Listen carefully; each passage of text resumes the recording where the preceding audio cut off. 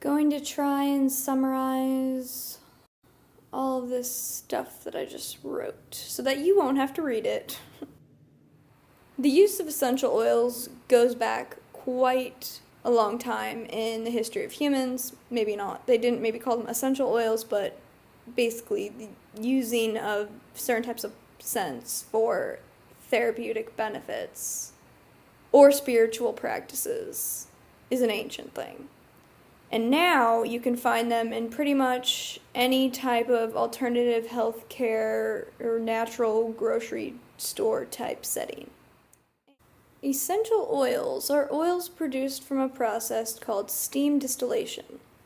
This process extracts naturally occurring oils from freshly picked plants. Alright, here's what you need to actually know about this article. What makes essential oils so special and costly? You need a lot of plants to make the oils, and certain plants cost more than other plants. Why are some oils way more expensive than others? It has to do with the concentration of the product.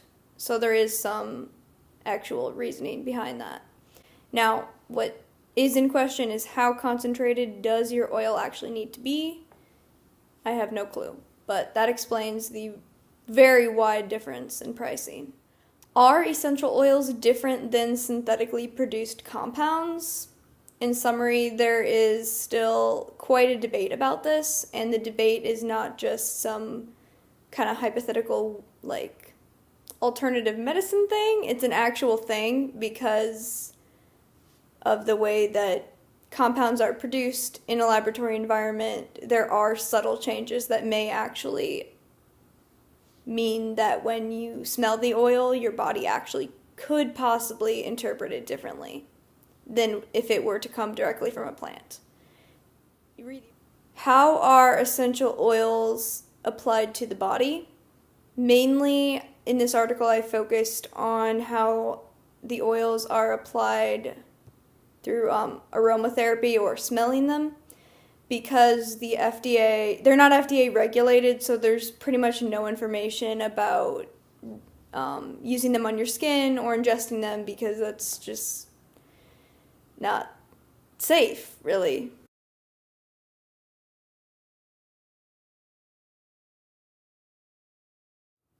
The power of scent. Okay, this was actually the most exciting thing I learned. And the whole process here about why essential oils are important in the first place is because of the relationship that scent has to the limbic system, which is the part of your brain that is most strongly linked to memories and emotions. And unlike other sensory systems in your body, scent does not go through a lot of conscious processing pathways. So when you smell something, that information, it kind of goes to very direct connection to your mood and emotions.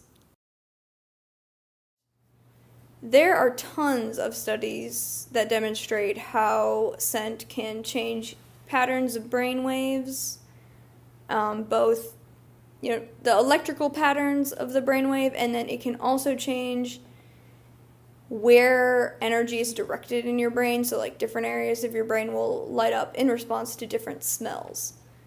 Oh, another fun fact. While I was learning about the power of scent, I found out that humans might have actually started kissing one another. Have you ever wondered why on earth kissing is a thing? Because it seems a little strange to me. Apparently this is why, or one potential reason why, is that originally people kind of like a dog kind of sniffs to have a sense of recognition. So I guess in theory we started sniffing each other, and then at some point also just started tasting each other. If you're showering too often, you may have trouble finding a partner because they may not be able to smell you. Now this is a real side note. All right. EDS symptom relief. I did use the oils on my skin to try to treat pain, and I found that they were equally as effective as Tiger Balm, which is just like this really typical kind of joint cream. And pretty much anything that, for me, changes the sensation on my skin, it just kind of distracts me from the pain, but it doesn't actually really do anything, in my opinion. But the distraction still does, because it changes your perception, and if you think about it, pain kind of only exists in your perception, so that's all that really matters in the first place. For nausea, I did not have any luck. I do think that they did have an effect, just a little bit of an effect, but I'm a person that requires multiple different anti-nausea medicines to function, so they're just kind of negligible. Probably would help in certain situations, like car sickness, I think, or just milder nausea problems. There is also a potential for these oils to aggravate your symptoms of EDS if you have problems with mast cells. The only thing that is for certain is, even if you don't have a problem with your mast cells, never apply fully concentrated essential oils directly to your skin, because they're meant to be diluted if they're going to be applied topically. What prompted me to write this article in the first place is a few years ago when I got my essential oils and tried them and pretty much found they were replaceable by cheaper items.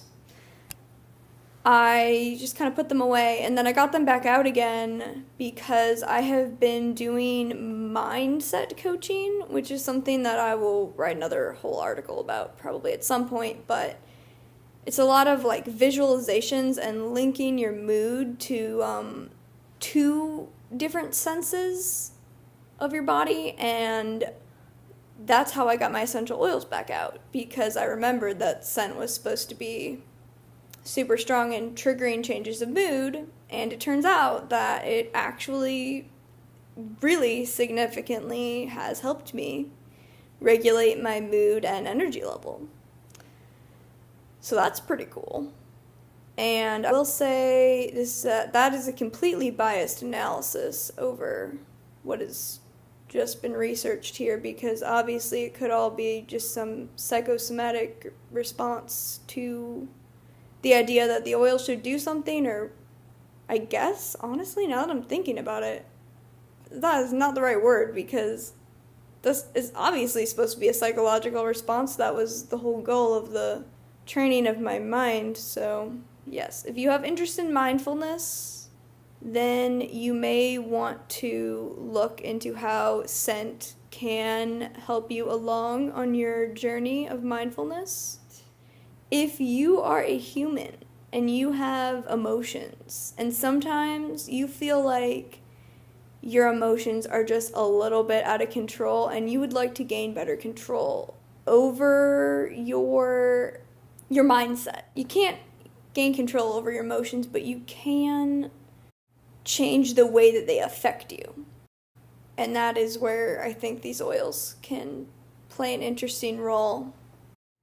Also, something that I thought was super fascinating, I couldn't find any information about this, but I was thinking since EDS affects the autonomic nervous system, which is the unconscious nervous system, and since scent has such a power over your central nervous system, then could there be a potential to help regulate symptoms of dysautonomia?